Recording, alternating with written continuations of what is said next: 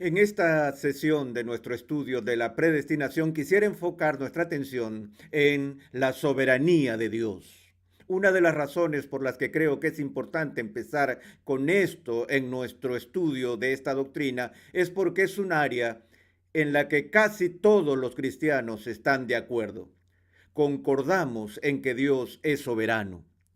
La manera en que entendemos la soberanía de Dios puede diferir de un cristiano a otro, pero en sí todos nos adherimos a la confesión de que Dios es soberano. El tercer capítulo de la Confesión de Westminster empieza con estas palabras: Dios, desde toda la eternidad, por el sapientísimo y santísimo consejo de su propia voluntad, ordenó libremente e inmutablemente, es decir, sin ninguna posibilidad de cambio. Dios ordenó libremente y de forma inmutable todo lo que acontece. Hagamos un alto aquí en el punto y coma.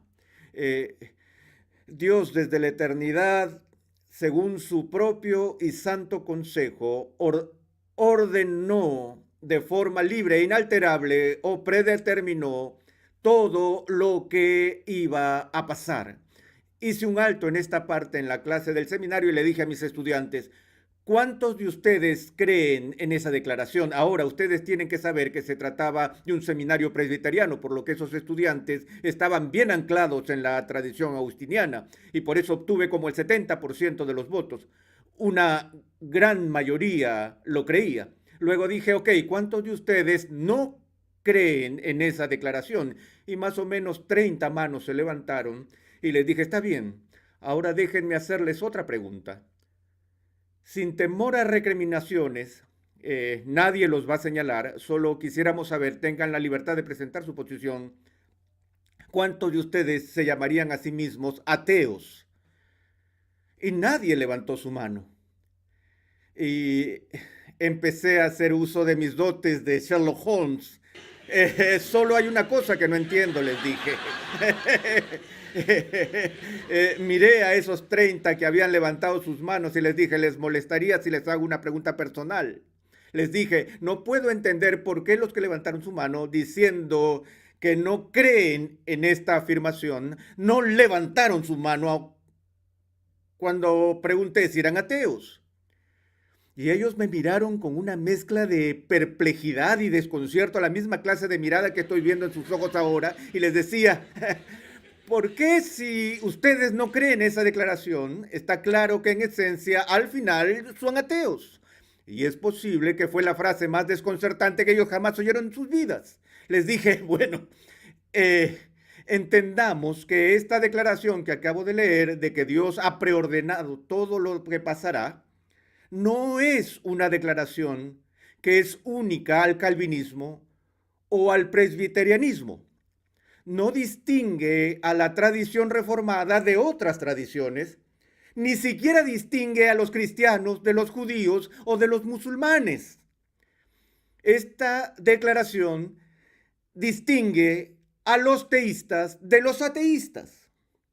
Ahora, ellos seguían desconcertados mientras continuaba con mi arenga y les dije: ¿no ven que si hubiera algo que pasa en este mundo fuera de la predeterminación de Dios, que si no hay un sentido por el cual Dios está ordenando todo lo que va a pasar, entonces en cualquier momento algo sucede fuera de la predeterminación de Dios y por lo tanto está pasando fuera de la soberanía de Dios?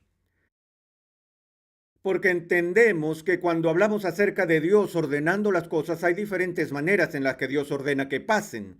Esto no necesariamente significa que Dios se lanza al planeta y hace que algo pase a través de un involucramiento directo e inmediato de su parte. Pero la clave, yo creo, en esta declaración tiene que ver con la palabra ordenar. Todo lo que esta declaración expresa es que Dios es soberano sobre todo lo que pasa.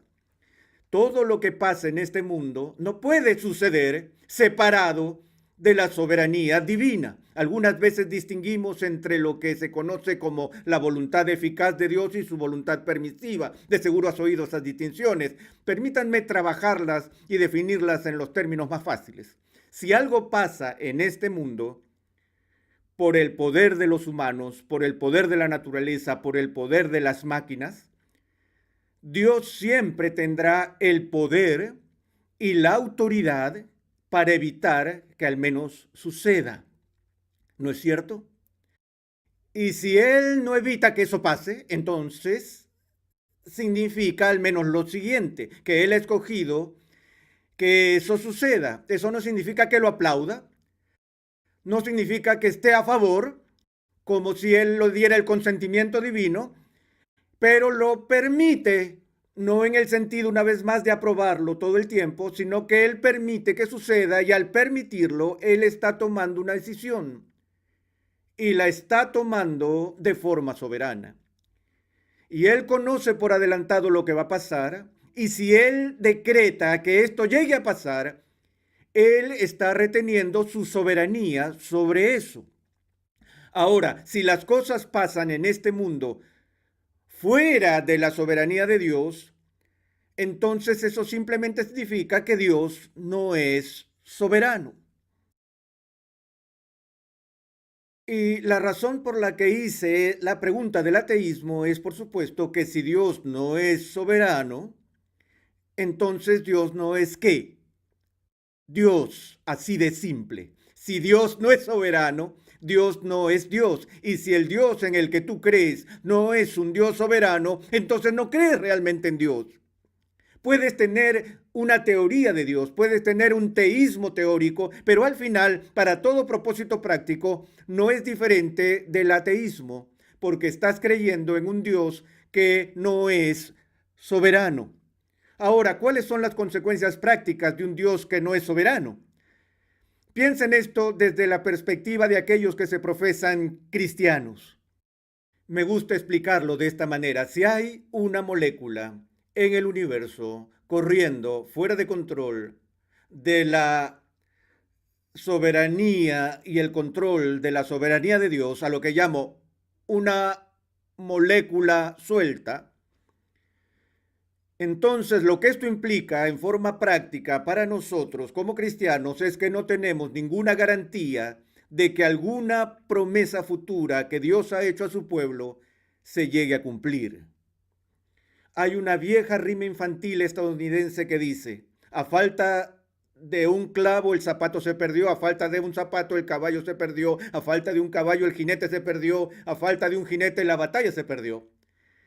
Se perdió la guerra, una bacteria pulmonar se llevó a Simón Bolívar a los 47 años y la historia sudamericana ya no fue la misma. Algo minúsculo como eso puede cambiar el curso de la historia. Una bala en la cabeza de John Kennedy cambió el curso de la historia de Estados Unidos. Ahora, si tenemos una molécula suelta andando por allí, no tendremos la más mínima seguridad de que esa sola molécula no se convertiría en el grano de arena que dañe la maquinaria del plan eterno de Dios. Podría ser que lo que está desbocado haga que finalmente sea imposible el retorno de Cristo a este planeta. Podría ser lo que destruye cualquier esperanza para la consumación del reino de Dios y deja todas las promesas de Dios sin cumplirse. No existen moléculas sueltas en un universo donde Dios es soberano. Ahora, necesito continuar con lo que dice la Confesión de Fe de Westminster. ¿Recuerdan que paramos en un punto y coma? Después de ese punto y coma, la confesión rápidamente añade que aunque Dios ordena todo lo que va a pasar, sin embargo, lo hace de tal manera que Él no es el autor del pecado, ni violenta la voluntad de las criaturas, ni quita la libertad o contingencia de causas secundarias, sino que más bien las establece. Entonces, no estamos hablando de un determinismo rígido que elimina criaturas libres, sino que estamos afirmando a un Dios soberano que es soberano aún sobre criaturas libres. Ese es el punto que hace la confesión. Ahora, esto nos lleva al espinoso problema que surgió al menos brevemente en uno de nuestros momentos de discusión. Si Dios es totalmente soberano y si la gente está caída y algunos perecen, ¿cómo puede Dios, que es soberano, permitir el mal en el mundo? ¿Cómo puede Dios permitir que la gente perezca? Si Dios sabe de antemano, por ejemplo, que tal persona va a nacer y va a vivir su vida y que perecerá eternamente en el infierno, ¿cómo puede un Dios bueno permitir que eso suceda? Para presentarles el problema de una forma más gráfica, consideremos por un momento la relación de un Dios soberano con un mundo que está caído, porque hay dos cosas con que todo cristiano concuerda. Uno, que Dios es soberano, y dos, que el mundo está caído. ¿No coincidimos todos en eso? De hecho, no hay discusión en ese punto entre calvinistas y arminianos o agustinianos y semipelagianos.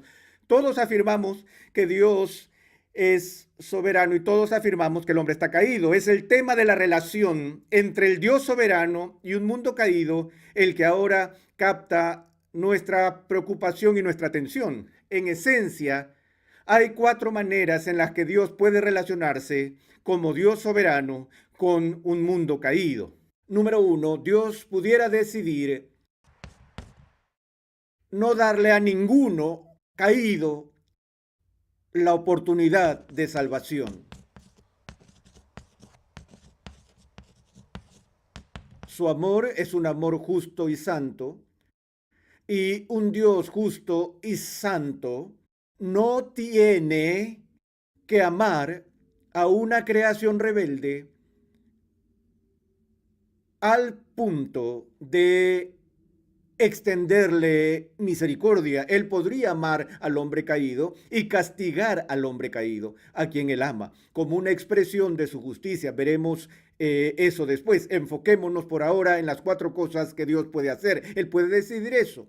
No daré oportunidad a persona alguna para que sea salva. Ahora, antes de seguir, déjenme preguntar lo siguiente. Si Dios decidiera no salvar a nadie, ¿habría algo de malo con eso? Si Dios decidiera castigar a la raza humana entera debido al rechazo a Dios y la rebelión a Dios por parte de la raza humana, la única objeción que pudiéramos señalar es que Dios es justo. Y eso no llega a ser una objeción.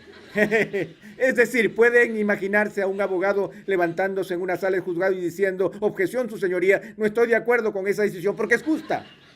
¿Qué tan lejos podría llegar eso? Es decir, Dios estaría perfectamente justificado para ejercer justicia contra una creación injusta. Pero saben que acechando detrás de esto está de alguna manera la suposición de que Dios, si en efecto va a ser un Dios bueno, tiene que ser misericordioso. Y como siempre he dicho a mis estudiantes, ese es uno de los grandes peligros del pensamiento cristiano. Tan pronto tu mente te dice que Dios tiene que ser misericordioso o que Dios tiene que ser amable, tan pronto pienses por un segundo que Dios está obligado a ser misericordioso, una alarma debería sonar en tu cabeza y alertarte de que ya no estás pensando más en misericordia.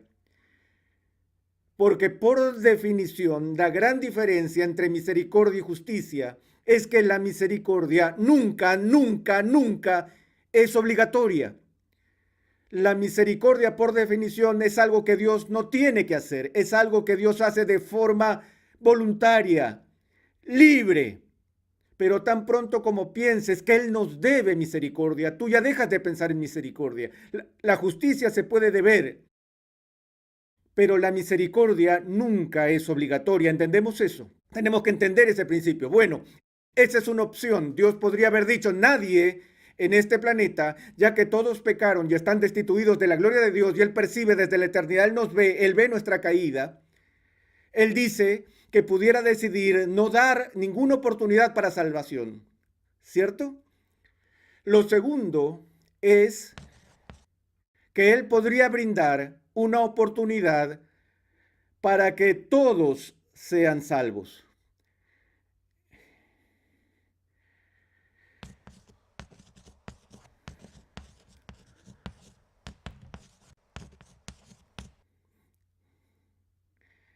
En realidad hay 6 cosas que podríamos hacer aquí y estoy tratando de acortar por efectos de tiempo y voy a poner entre paréntesis aquí, o Él podría crear una oportunidad para que algunas personas sean salvadas. Pero a fin de cuentas, Dios podría darle al mundo una oportunidad de salvación y establecerlo de tal manera que todos o algunas personas al menos tuvieran la oportunidad de ser salvos, pero no hay garantía de que alguien podría salvarse. ¿Estamos? A eso nos referimos con oportunidad. Dios es un redentor de igualdad de oportunidades en este esquema. La tercera opción es que Dios, haciendo ejercicio de su poder y soberanía, pudiera inmiscuirse en la situación humana, no solo brindando una oportunidad de salvación, sino obrando en los corazones de la gente caída para asegurar la salvación de algunos. O pongámoslo de esta manera, asegurar la salvación de todos. Es decir, Dios puede intervenir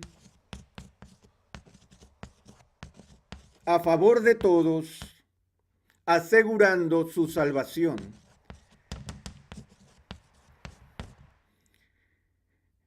Es decir, en su soberanía, Él podría guiar a los pasos de una persona y así influenciar internamente sus corazones para llevarlos en efecto a la fe. Ahora, de nuevo, ¿tiene Dios el poder de hacer eso? Sí. Ahora, Él podría hacer eso por algunos o podría hacer eso por todos.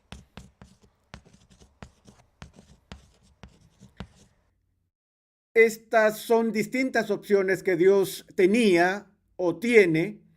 A lo que queremos llegar en esta serie es qué es lo que en realidad ha hecho. Ahora, ¿revela la Biblia que Dios no ha provisto oportunidad para que alguien sea salvo? Como cristianos esa la podemos eliminar de inmediato, no hay discusión allí.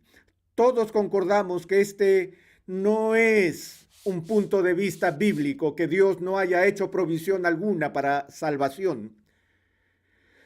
Ahora, ¿qué hay de la idea de que Dios intervenga en la vida de todos y asegure la salvación de todos? ¿Cómo llamamos a este enfoque?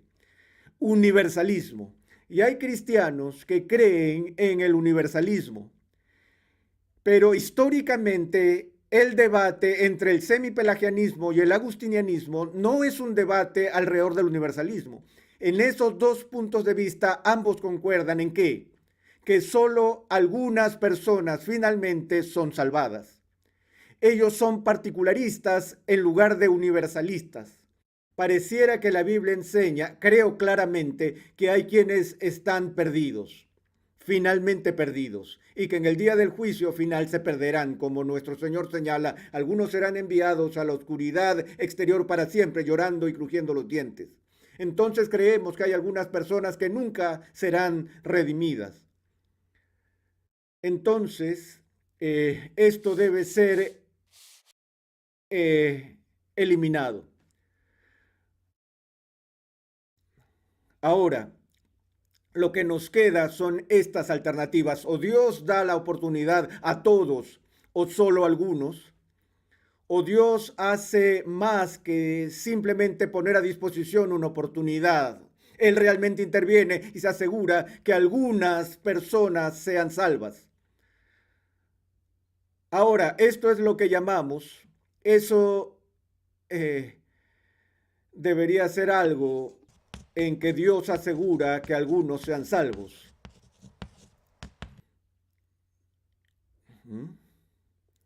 Ahora, esta es la posición del agustinianismo, que Dios garantiza la salvación de los elegidos o de aquellos que están predestinados a ser salvos. Las opiniones no agustinianas caen bajo esta categoría, una u otra, sea que Dios haga posible para todos o para algunos el ser salvos. Todos tienen la oportunidad o algunos tienen la oportunidad. Ahora, eh, antes de debatir sobre cuál es realmente el caso, permítanme hacer una pregunta. ¿Podría Dios garantizar la salvación de todos si así Él lo decide? ¿Él tiene el poder soberano para hacerlo? Ahora, ten presente que una de las objeciones más frecuentes a la postura agustiniana de la predestinación es que Dios interviene en la vida de ciertas personas y garantiza su salvación, pero no lo hace por todos. Y la objeción para la postura no agostiniana es: hey Dios, eso no es justo. Si lo vas a hacer por algunos, entonces tú lo tienes que hacer ¿por quién? Por todos. Pero te das cuenta que la persona tiene el mismo problema. Si esta persona cree que Dios tiene el poder de otorgar a todos la salvación y no lo hace, realmente ese argumento se derrumba, porque todo lo que Dios hace en ese caso es dar la oportunidad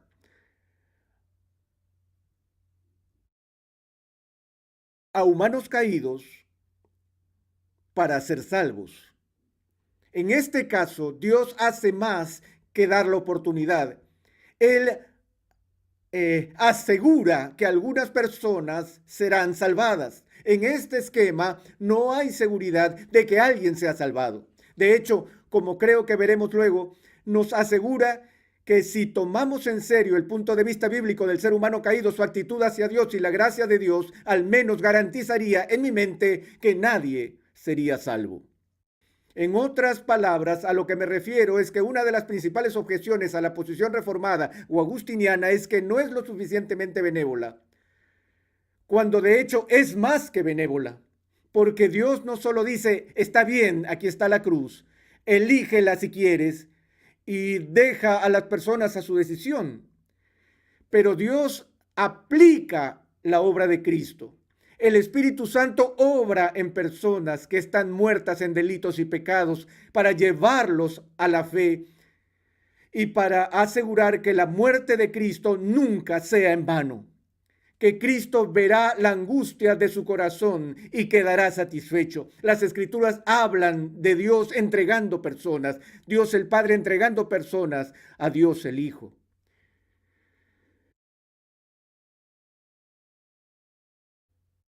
Entonces, lo que vemos aquí es que el único esquema en el que al menos nos favorece teóricamente la oportunidad se da a todos.